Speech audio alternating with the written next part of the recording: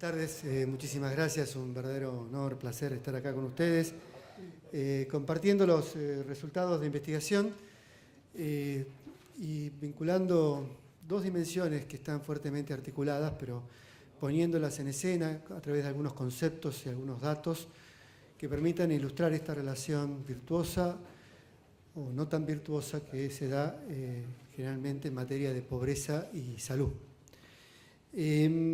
Hay una presentación sobre la cual, sí, para poder empezar a desarrollar algunos conceptos. La conferencia se denomina Pobreza, Recursos Económicos y Derecho a la Salud en la Argentina Urbana. Y quiero, avanzar con algunas ideas en este tema, que lo que sabemos desde las ciencias sociales, que las tasas de mortalidad más altas se registran en las zonas más pobres del mundo, es algo conocido.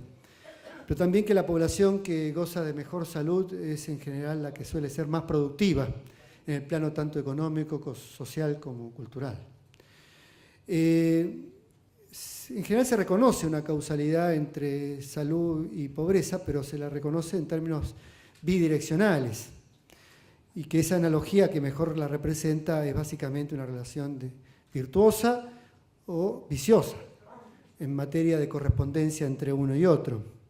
Según empeoren o mejoren las condiciones sanitarias o económicas de la población, podemos tener mejor o peor estado de salud, y en tanto avancemos en el estado de salud de la población, habrá de avanzar también la capacidad de producción económica, la densidad social, la cohesión social, la producción cultural de una sociedad. Esto lo sabemos. Ahora bien, en la actualidad la pobreza ya no se la concibe solamente en términos de ingresos, en términos de cuánto más menos ingreso puede tener una población para garantizar o no una determinada canasta alimentaria. Es importante medir este tema, esta dimensión, pero hoy por hoy la pobreza empieza a ser un concepto más multidimensional, que eleva los horizontes y que al elevar el horizonte del diagnóstico también eleva el horizonte de las políticas. No se trata solo de transferir ingresos a la población, sino para que deje de ser pobre, para que no sea pobre. Y aquí en donde entra una mirada distinta a la de pobreza por ingresos, y donde hoy se concibe la pobreza como una privación injusta, en donde no se accede a un conjunto de medios o recursos que permiten el desarrollo de las capacidades humanas. Desde esta mirada se es pobre cuando no se están en condiciones de acceder a esos recursos, a esos medios, a esos elementos que permiten justamente el desarrollo de las capacidades humanas de las personas. De ese potencial humano que está en desarrollo permanente. Entonces, desde esta mirada, incluso los umbrales sobre los cuales uno puede ser pobre o no ser pobre va variando de acuerdo al grado de desarrollo que va teniendo una sociedad. En cuanto a darle capacidades a las personas para que desarrollen justamente sus potencialidades. En ese sentido, cuando uno piensa de esta manera, la falta de acceso a los recursos de salud o incluso una mala salud, una pobre salud, es un indicador de pobreza. Ya no es solamente un componente externo para el cual podemos evaluar o relacionar la pobreza a la salud, sino que cuando analizamos la pobreza, ya la falta de acceso a recursos, los problemas de salud de la población se constituyen en un indicador de esas privaciones que no permiten el desarrollo de las capacidades o potencialidades humanas.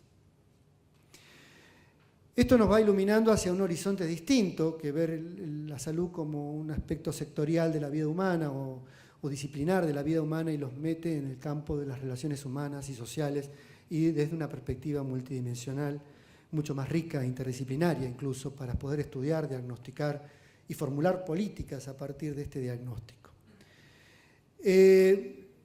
Con esto se cruza otro elemento, otro concepto que me interesa presentarles, es que hoy por hoy hay una Agenda 2030 de Naciones Unidas de los objetivos del desarrollo sostenible, con objetivos claros y metas claras para el 2030 a nivel global, en donde uno de los objetivos es claro: garantizar una vida sana y promover el bienestar para todos en todas las edades.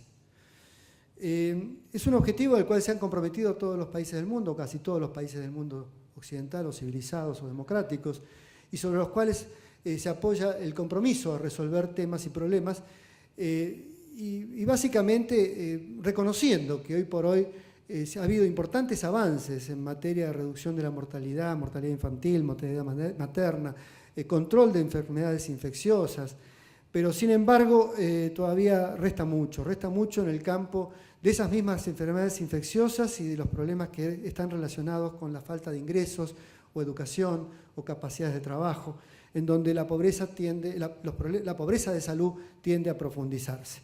Y también surge en el contexto de un país o de un mundo y de países que van evolucionando en el campo económico, político, cultural, institucional, también y científico, el reconocimiento de nuevas enfermedades y de nuevos padecimientos en poblaciones que se envejecen, pero que envejecen sufriendo a través, por ejemplo, de las enfermedades seniles o a través de enfermedades no infecciosas, pero que tienden a producir un desgaste, una degradación de la vida humana y de la dignidad humana.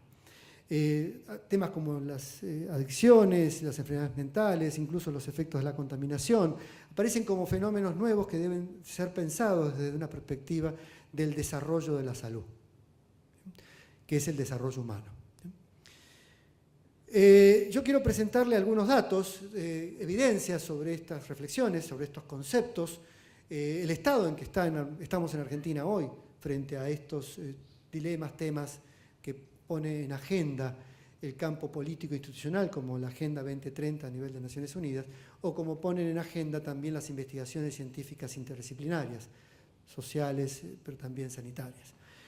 Para eso voy a utilizar la encuesta de la deuda social argentina, la ETSA, que es serie bicentenario, que tenemos una serie de datos del año 2010 hasta el año 2016.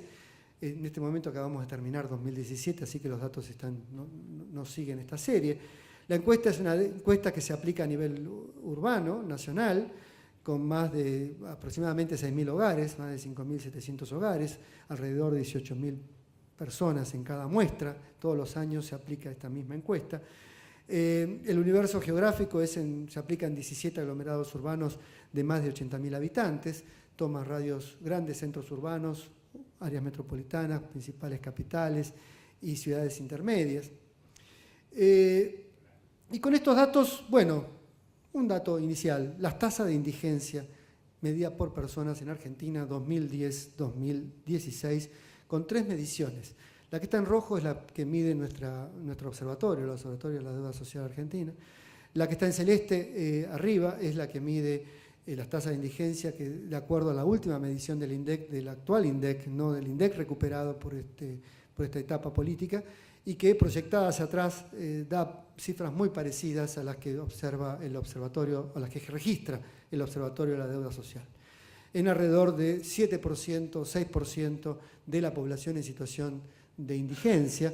Estamos hablando de más de 2,5 millones de personas que viven en hogares que no pueden cubrir una canasta básica alimentaria en términos de ingresos, siendo esa canasta básica para una familia tipo aproximadamente hoy, de lo que estamos hablando, de 5.500 pesos, para una familia tipo. 5.000, 5.500 pesos.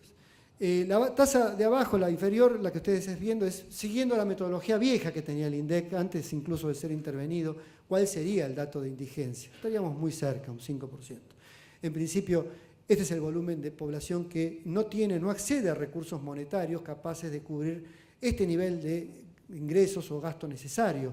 Después puede parecer que padezca o no hambre, producto de muchos otros factores. E incluso puede haber ingresos no declarados, o puede tener un comedor que lo asista, o un merendero que lo asiste en alimentación y no experimentar hambre. Pero más allá de estas cuestiones, lo que estamos hablando es que tenemos 2,5 millones de personas en Argentina que están en situación de extrema pobreza en materia de ingresos. Y eso no siempre es suficientemente visibilizado. Y que cuando analizamos la pobreza, que la indigencia está incluida dentro de la pobreza, la tasa tradicional de pobreza, que ya no es solamente cubrir una canasta básica alimentaria, sino una canasta de otros bienes, o más bien servicios, educación, salud, atención de la vivienda, cuidado de la vivienda, vestimenta, transporte, y que aproximadamente para una familia tipo en este momento estarían alrededor de 12.000 o 13.000 pesos esa canasta total de bienes, de alimentos y bienes y servicios. Y bueno, tenemos una Argentina en donde hacia el segundo trimestre del año pasado o segundo semestre del año pasado, según nuestra medición o la del nuevo INDEC, teníamos entre 32 y 33% de pobres. Hace poco salió la cifra de que bajó en este primer semestre del año 2017 a un 28%, que es altamente creíble y posible en el contexto macroeconómico de los cambios que estamos experimentando. Pero lo que estamos hablando es que básicamente tenemos un 30% de pobres. Una medición, siguiendo la medición anterior del INDEC, estaría mucho menos, estaríamos en un 21-22%. Pero lo que está señalando, entre otros datos, tanto con la indigencia como esto, es la constancia del problema. Por lo menos en los últimos 7 años, ¿bien? La constancia del problema o si no su agravamiento. Pero lo que estamos hablando de una situación que a nuestro juicio es estructural y que si uno mira hacia atrás, históricamente en la Argentina, estas cifras no son nuevas. Esas cifras las teníamos también en la crisis de los 80, en la etapa recesiva de los 80, lo tuvimos en la etapa intermedia del periodo de los 90, ¿eh? Y lo tuvimos incluso a principios, bueno, en estas de la segunda década del siglo XXI y que las mantenemos todavía constantes. Son como pisos estructurales que parece tener la sociedad argentina. Obviamente son similares a las de otros tiempos históricos, pero en términos de magnitud muy superiores. Estamos hablando hoy por hoy de ese 30% de más de 12 millones de personas en situación de pobreza. Entonces, pero como dijimos, hay otras maneras de ver la pobreza y que no es solamente por ingresos. Y si tomamos una canasta de otras dimensiones de análisis, como el tener alimentación segura, el no padecer hambre o no riesgo de inseguridad alimentaria, el de tener protección de la salud, es decir, poder tener un sistema prepago, obra social o tener dinero suficiente para ser atendido por un médico o comprar los medicamentos o que en el hospital público nos puedan prestar ese servicio. Son derechos sociales. El tener acceso a los servicios básicos como saneamiento, cloaca, agua corriente, el tener una vivienda digna donde no se viva hacinado, en donde las condiciones materiales de vivienda sean adecuadas, el tener acceso a la educación, que todos los niños vayan a la escuela, que los adolescentes terminen el secundario, que los jóvenes lo terminen si no lo terminaron y que los adultos al menos tengan un oficio o terminen el primario. O un empleo de calidad, un empleo al menos en el hogar, que haya alguien que tenga un empleo registrado, asalariado o no asalariado, monotributista o asalariado registrado, o un jubilado, al menos con algún vínculo en la seguridad social. 6 indicadores para la Argentina de este tiempo. 6 indicadores que no parecen muy ambiciosos, 6 indicadores que parecen ser necesarios, justos, y donde carecer de ellos aparecería como un acto de injusticia. Veamos la Argentina de hoy con esos indicadores. Sin acceso a seguridad alimentaria. Podemos ver las 2 columnas azules, marcan la relación 2010-2016, pero si no, quedémonos con el último año. 12,5% de los hogares padecen o experimentan hambre al menos una vez al año o tienen una reducción de la dieta alimentaria por razones económicas no deseables que produce riesgo de hambre. Escala que mide la FAO. Sin conexiones a servicios básicos, agua, corriente, cloacas, 23-24% de los hogares en la Argentina actual. Mejora, sí, con respecto al 2010, en forma importante por un avance en el conurbano de políticas de infraestructura en este sentido, pero insuficientes todavía. Sin acceso a una vivienda digna, 18-19% de los hogares en esa situación. Hogares en donde alguno de los niños no va a la escuela, no terminó el primario o la secundaria, donde el joven no siguió el secundario, o donde el adulto no tiene el primario, 30% de los hogares. Pensemos que el 47% de los adolescentes no termina el secundario. Sin acceso a un empleo docente o seguridad, que haya al menos alguien en el hogar que esté vinculado al sistema de la seguridad social. Tenemos un cuarto, 24%, un cuarto de los hogares en Argentina que no están vinculados al sistema de la seguridad social. Esa Argentina existe. No tiene una obra social, solo dispone del servicio público, pero no tuvo la plata para comprar el medicamento. No fue atendido en el sistema público y no pudo acceder a un médico privado porque tampoco tenía recursos económicos. 18-19% de los hogares padecieron esa situación en el último año. ¿Bien? Entonces, este es el panorama que tenemos a nivel de una pobreza medida en términos de recursos, de acceso a recursos o no acceso a recursos para el desarrollo humano. Ahora, cuando medimos esto, por ejemplo, sin acceso a cobertura de salud por estrato socioeconómico, y tomamos y dividimos a los hogares en cuartiles de ingresos de nivel socioeconómico per cápita, tenemos este resultado, que en principio este 39,4% ocurre, que no tiene acceso, ocurre en el 25% de los hogares de más bajos ingresos, contra este 2,1% que ocurre en el 25% de los hogares de más altos ingresos. La correlación con el nivel socioeconómico medido por ingresos es clara. No solo es clara, es marcada, sino que incluso uno podría decir tiende a agravarse. Tiende, o por lo menos no se modificó durante estos últimos años. Cuando miramos desde otro lugar, vamos y le preguntamos a la población su estado de salud percibido. No es un examen biomédico, es un examen perceptual. Y le preguntamos si sufre de alguna enfermedad crónica, si cómo evalúa su salud en términos de muy grave o con algunos problemas de salud. Tenemos esta escala de problemas de salud en la población urbana de 18 años y más que hemos registrado. Del año 2010 al año 2016, en términos generales, la enfermedad crónica, quienes declaran tener enfermedad crónica o quienes declaran como adultos mayores de 18 años y más tener un grave problema de salud, en general ha tendido a crecer, pero está entre 10 y 11% y el error puede ser estadístico. ¿Bien? Lo que sí aparece aquí es los que declaran que tienen algunos problemas de salud. Gente que se percibe que tiene algunos problemas de salud. Y para nosotros es sintomático, es tema de investigación. Viene creciendo sistemáticamente la percepción de que se tiene algún problema de salud. ¿Bien?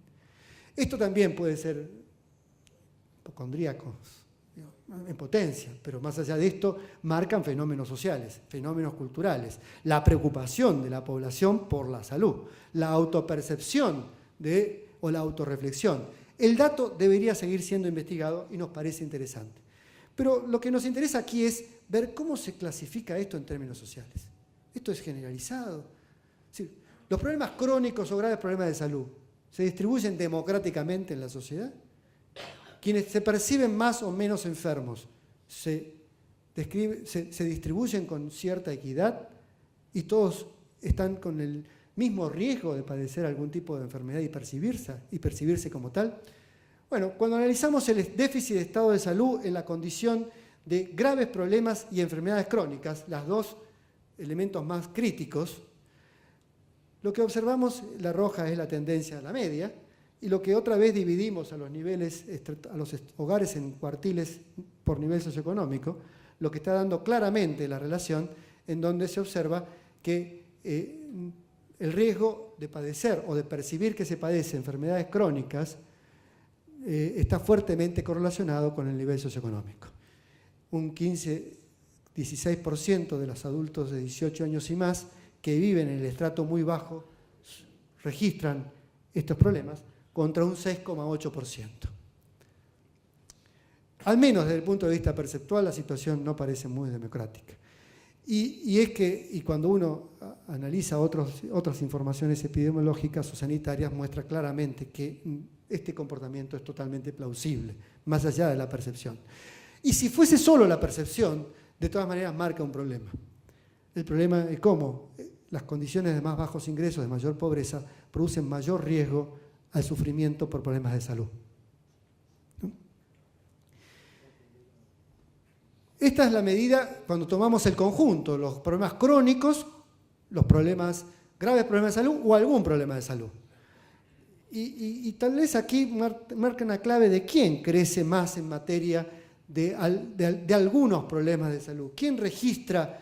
Fíjense que el 25% más rico, no son los ricos, son las clases medias.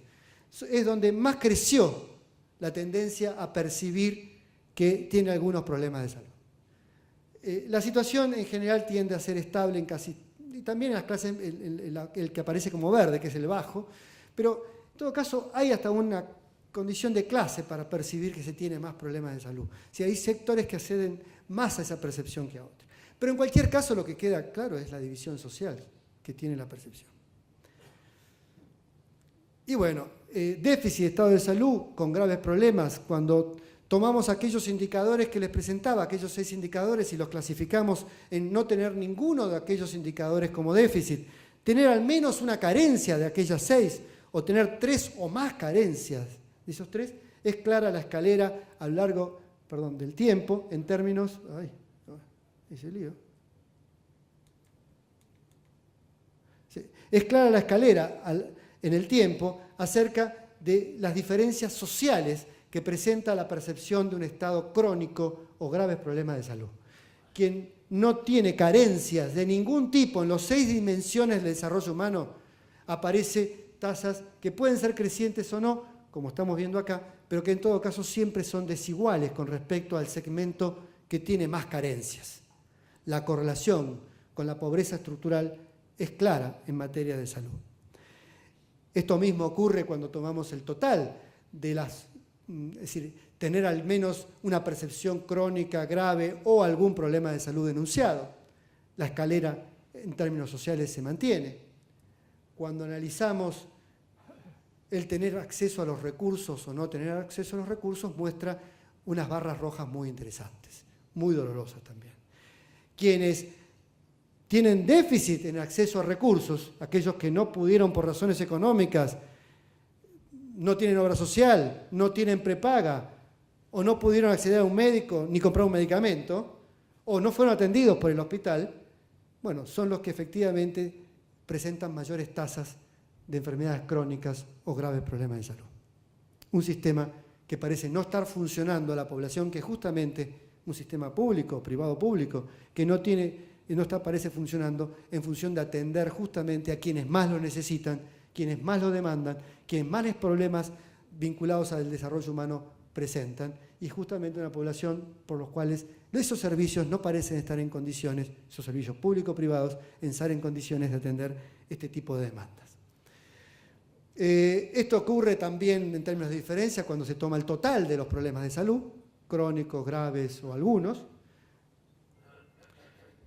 Y acá voy a otro indicador que me interesa presentarles. Cambiemos el panorama, vayamos a la salud mental, salud psicológica, bienestar subjetivo.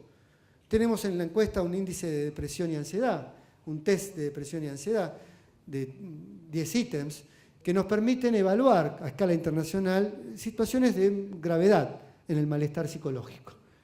En Argentina la tasa da un 22% hoy de población experimenta altos indicadores de depresión y ansiedad, pero cuando analizamos la estratificación social de este indicador, muestra otra vez las diferencias y la tendencia creciente para el 25% más pobre del malestar psicológico y el estancamiento en los sectores medios de esta situación.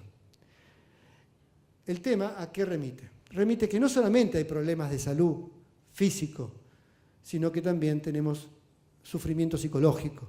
Y que ese sufrimiento psicológico, que forma parte también de los problemas de salud, tampoco se dividen o se distribuyen equitativa o democráticamente en la estratificación social. Y que estamos lejos de aquel sentido común que señala que quienes más experimentamos estrés somos las clases medias, profesionales, que estamos trabajando en uno y en otro lugar, y corriendo de un lado a otro, demandados por distintos sectores. Mucho más se sufre cuando hay que sobrevivir día a día, ¿no? Cuando no hay para comer, que hay que rebuscársela, cuando hay que hacer los trabajos domésticos, al mismo tiempo atender a los chicos y cuidar del marido o el marido de los niños o de la mujer. Bueno, la problemática de la pobreza y la falta de recursos produce mucho estrés, produce mucha depresión, produce mucho malestar, mucho sufrimiento. Son problemas que también requerían de una política sanitaria, una política de salud que aboque claramente que no somos todos iguales y que sí deberíamos serlo y que por lo tanto haya políticas claramente compensatorias, que a veces cuando uno pensamos en políticas universales, esas políticas universales olvidan de que algunos no acceden a esas políticas universales y que solo algunos logran ese privilegio. Entonces, tal vez requeríamos de una revisión de las políticas sanitarias en este sentido. Obviamente esto se materializa en la escalerita para tomar los no pobres, pobres no indigentes o indigentes. Quien más sufre, cuanto menos ingresos, cuantos más problemas económicos, sociales, enfrenta la vida cotidiana, mayor malestar psicológico enfrenta la población, que cuando no tiene carencias de esas 6 que estábamos mencionando hace un momento, la situación está mucho más tranquila, y que cuando se agrava fuertemente, cuando se empiezan a tener algunas de esas carencias. Que cuando básicamente no se tiene acceso a recursos de salud, o se agrava el síntoma, o el síntoma se expresa justamente en esa población que justamente no tiene acceso a los recursos de salud. Otra vez vimos cómo los recursos de salud parecen no distribuirse en función de las necesidades de salud. No realizó una consulta médica en el último año. El motivo pueden ser los mismos motivos que estábamos expresando recién, pero no realizó una consulta médica. El 14 o 13% de las personas de 18 años y más no hizo una consulta médica en el último año. En este caso, habiéndola necesitado, ¿bien? Es decir, habiendo padecido un problema y no fue a hacer la consulta correspondiente. Claramente, volvemos a medir, acá no se ve tan claro, pero en los colores, pero el muy bajo es el que está arriba de todo. Esto ocurre en un 20% de los hogares de más bajos recursos económicos. ¿Bien? Entonces, tampoco, si esto puede ser un factor económico o un factor cultural o un factor psicológico de autorreconocimiento o no del problema o de la valoración del problema o del tiempo necesario para atender un problema de salud y ir a una consulta. Sabemos que los pobres también son pobres de tiempo, ¿no?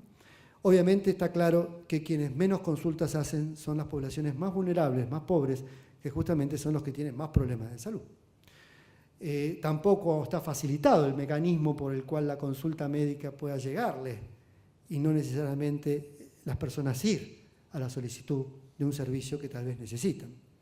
Políticas que deberían encararse de otra manera, tal vez no es el gran hospital, yo me meto en temas que no me corresponden, pero tal vez no es el gran hospital que brinda los grandes servicios para toda la población de una comunidad, sino es la capacidad de buenos médicos con buenos sistemas que operen a escala territorial, local, particular, móvil, pero con alta calidad, con alto nivel de especialización y de atracción de la población.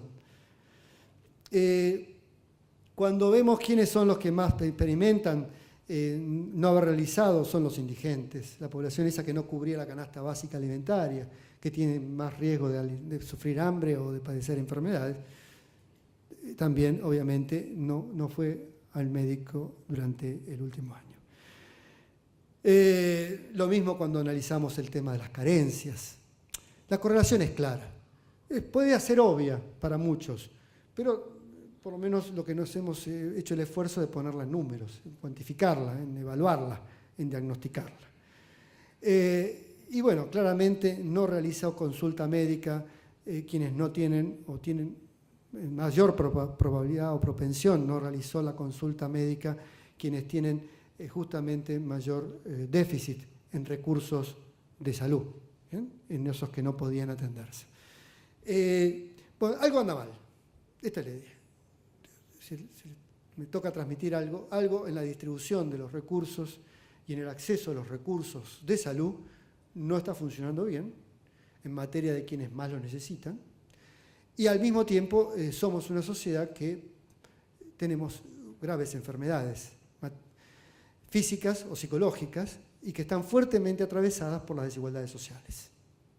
En términos intergeneracionales, esto significa que una parte de la sociedad se está reproduciendo biológica, psicológica, cultural y socialmente en condiciones de pobreza, no solo de pobreza económica, sino también de pobreza de salud, con muy pocas capacidades de desarrollo humano para resolver el problema del círculo vicioso, ese que permite que a mejor capacidades humanas pueda justamente tenerse mayores capacidades de producción y por lo tanto menor riesgo de pobreza. Algo en el círculo vicioso está roto.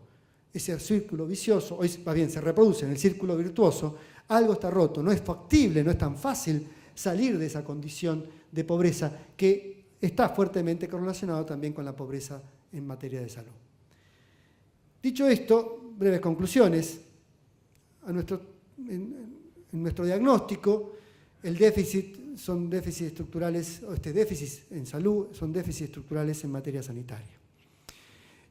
No creo que podamos volcarle la responsabilidad a una población que está privada de recursos económicos, sociales, culturales, sino que es responsabilidad del sistema social y del Estado proveer y resolver justamente